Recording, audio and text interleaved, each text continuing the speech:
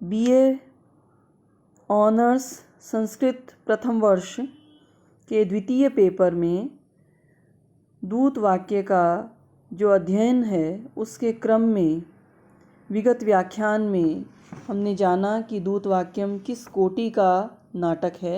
यह व्यायोग है और एकांकी है और भास द्वारा रचित है, ये हमने पूर्व में पढ़ा। और इसकी कथानक या कथावस्तु का जो आधार है वो महाभारत है, ये भी हमने जाना। और महाभारत की क्या कथा है ये भी जाना। और अब आज के व्याख्यान में हम देखेंगे कि दूत वाक्यम में कौन से परिवर्तन कवि ने किए हैं इसको और अधिक प्रभावशाली बनाने के लिए, और इसमें अपनी कौन सी मौलिक कल्पनाएं या उद्भावनाएं कवि ने जोड़ी हैं। तो जो दूत काव्य है, जैसा कि श्री कृष्ण को दूत वाक्य है, इसमें जैसा कि हमने देखा कि श्री कृष्ण को दूत बनाकर पांडवों ने या पांडवों की ओर से श्री कृष्ण दूत बनकर गए थे और दुर्योधन को 5 गांव देने की उन्होंने एक प्रस्ताव रखा था, जिस प्रस्ताव को दुर्योधन ने अस्वीकार कर दिया। और यही महाभारत की जो कथा है इसको आधार बनाकर भास ने इस नाटक की रचना की। तो कवि ने महाभारत के इसी कथांश को कुछ भिन्न रूप में प्रस्तुत किया है। जैसे कि नांदी पाठ के पश्चात प्रविष्ट हुआ सूत्रधार जैसे ही कुछ बतलाने जा रहा था तभी उसे नेपथ्य से कुछ शब्द सुनाई पड़ता है। उससे ज्ञात होता है कि कौरवों और पांडवों में विरोध हो गया है और उसी के लिए दुर्योधन की आज्ञा से उसका सेवक मंत्रशाला की व्यवस्था कर रहा है। दुर्योधन एक वीर राजा के रूप में रंगमंच पर उपस्थित होता है। वह सब आमंत्रित राजाओं और सभासदों को सम्मान के साथ सभा भवन में बैठाता है। सभी सभासदों के बीच शकुनी के सुझाव पर भीष्म सेनापति चुने जाते हैं। इसी समय कांचुकीय बादरायण पांडवों के शिविर से दूत के रूप में पुरुषोत्तम नारायण के आने की सूचना देता है। श्री कृष्ण को नारायण कहने पर दुर्योधन क्रोधित हो उठता है और कांचुकीय से कहता है कि कहो केशव नामक दूत आया है। बाद में वह उपस्थित राजाओं से पूछता है कि कृष्ण के साथ हमारा व्यवहार कैसा होना चाहिए। उनके आदर सूचक उत्तर को सुनकर वह पुनः क्रोधित होता है और कहता है कि कृष्ण को बंदी बना लेना ही उसे रुचिकर लगता है और वह आज्ञा देता है केशव के आने पर कोई सम्मानार्थ अपने आसन से नहीं उठेगा। यदि किसी ने ऐसा किया तो उसे राज्य की ओर से कठिन दंड दिया जाएगा। स्वयं अपने को उठने से रोकने के लिए वह बादरायण से द्रौपदी के केश हरण का चित्रपट मंगवाता है, जिसे देखता हुआ वह बैठा रह सके। चित्रपट को देखते हुए वह द्रौपदी, युधिष्ठिर, भीम, अर्जुन, नकुल, सहदेव, शकुनी, आचार्य आदि की भाव भंगिमाओं का चित्रण करता है।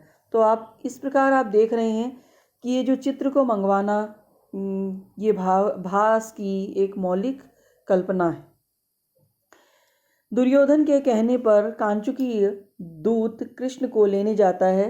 दुर्योधन कर्ण से कृष्ण के नारी जैसे मृदु वचन सुनने को तैयार होने को कहता है। श्री कृष्ण के सभा में प्रवेश करते ही सभी राजा और क्षत्रिय घबरा कर खड़े हो जाते हैं। दुर्योधन भी अपने आसन से गिर जाता है। वासुदेव कृष्ण सभी राजाओं को सम्मान के साथ आसन ग्रहण करने का अनुरोध करते हैं। द्रौपदी के केश और वस्त्र खींचने के चित्र को दुर्योधन के पास देखकर वे उसकी मन ही मन भर्त्सना करते हैं कि अपने ही कुल के बंधुओं के अपमान को करने को मूर्खता के कारण दुर्योधन अपना पराक्रम समझता है। औपचारिक कुशल वार्ता के अनंतर वासुदेव पांडवों को संदेश सुनाते हैं कि हमारा जो दाय भाग है वह हमें मिलना चाहिए। दुर्योधन कहता है कि पांडु को मुनि का शाप मिला था, अतः पांडव तो देवपुत्र हैं, फिर वे हमारे बंधु कैसे हुए? उनका पिता के धन में क्या अधिकार? वासुदेव दुर्योधन से पूछते हैं कि धृतराष्ट्र भी अपने पिता विचित्र वीर्य के धन के उत्तराधिकारी कैसे हो सकते हैं? दुर्योधन वासुदेव को उनके बाल कृत्यों पर भी उलाहना देने लगता है। श्री कृष्ण की तर्कसंगत स्पष्टवादिता से दुर्योधन और बौखला जाता है। वह कहता है कि राज्य भिक्षा में प्राप्त करने की वस्तु नहीं है। वह राज्य का तृणमात्र भी पांडवों को नहीं देगा। वासुदेव उसको चेतावनी देते हुए कहते हैं कि तुम्हारे कारण संपूर्ण कुरुवंश का शीघ्र ही विनाश हो जाएगा। वे जाने लगते हैं। दुर्योधन उनको बंदी बनाने की आज्ञा देता है। वासुदेव विश्व रूप में प्रकट हो जाते हैं। दुर्योधन उनकी माया से और अधिक चकरा जाता है और बाहर निकल जाता है। वासुदेव क्रोधित होकर सुदर्शन चक्र को बुलाते हैं। वह मानव रूप में प्रकट होता है। सुदर्शन के समझाने पर वासुदेव प्रकृतिस्थ होते हैं। अनंतर वासुदेव के दिव्यास्त्र शार्ंग, धनुष, कौमुदकी गदा, पांचजन्य शंख और नंदक असी एक के बाद एक प्रवेश करते हैं और सुदर्शन के समझाने पर लौट जाते हैं। फिर विष्णु वाहन गरुड़ का प्रवेश होता है। भगवान को शांतरोष जानकर सभी अपने अपने धाम लौट जाते हैं। बाद में श्री कृष्ण भी पांडवों के शिविर में लौटने लगते हैं। तभी वृद्ध धृतराष्ट्र का प्रवेश होता है। धृतराष्ट्र वासुदेव के पैरों पर गिरकर पुत्रों के अपराध के लिए क्षमा मांगते हैं। भरत वाक्य के साथ यह दूतवाक्य रूपक समाप्त होता है। तो अब आप अगर इस कथा की महाभारत के साथ तुलना करेंगे तो कुछ परिवर्तन पाएंगे। वो इस प्रकार हैं कि महाभारत की जो मूल कथा है उससे दूतवाक्य की कथा की जब हम तुलना करते हैं तो हमें महाकवि भास द्वारा दिए गए कुछ मौलिक परिवर्तन दिखाई देते हैं। महाभारत में धृतराष्ट्र राजा हैं। वे कृष्ण के दूत के रूप में आने पर राज सिंहासन पर बैठते हैं, जबकि दूतवाक्य में दुर्योधन को राजा के रूप में अवतरित किया गया है।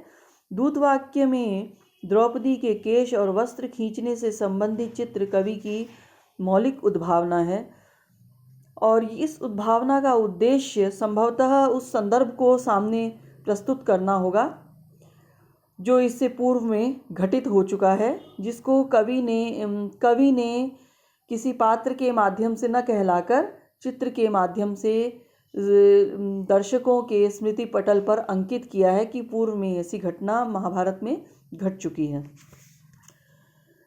और महाभारत में श्री कृष्ण को बंदी बनाने का कोई विशेष प्रयत्न नहीं किया गया है, जबकि दूतवाक्य में उनको बांधने का प्रयत्न दिखाया गया है। दूतवाक्य में दिव्य आयुधों और वाहन गरुड़ की मानव रूप में अवतारणा कवि की मौलिक कल्पना है और ये जो कल्पना है इससे एक जो कृष्ण भक्त हैं, जो कृष्ण के विष्णु के भक्त हैं, उनका भक्तिभाव भी इसके द्वारा जागृत होता है और इसमें एक दिव्य अनुभूति का भी समावेश कवि ने इस कल्पना के द्वारा कर दिया है। कवि ने श्री कृष्ण और दुर्योधन के लंबे वार्तालाप को अत्यंत व्यंग्यपूर्ण और रोचक बना दिया है। इन सब नवीनताओं से ही दूतवाक्य की कथा और संवाद सुंदर और प्रभावशाली हो गए हैं। दूत के रूप में उपस्थित श्री कृष्ण के वाक्य अर्थात संधि प्रस्ताव पर आधारित होने के कारण इस रूपक, जो कि व्यायोग कोटि का रूपक है, इसका नाम दूत वाक्य पड़ा, जो कि सर्वथा सार्थक है। दूत वाक्य अर्थात दूत का वाक्य, और यहाँ दूत हैं श्री कृष्ण। श्री कृष्ण के वाक्य अथवा प्रस्ताव, इस आधार पर ही इस नाटक का नाम पड़ा है। तो ये है दूत वाक्य के विषय में परिचय और उसकी कथावस्तु और महाभारत की मूल कथा से परिवर्तन। इसको आप ध्यान से सुने और अध्ययन करें। यदि किसी प्रकार की कोई शंका हो आपके मन में तो निसंकोच रूप से प्रश्न करके आप अपनी शंका का निवारण कर सकते हैं। धन्यवाद।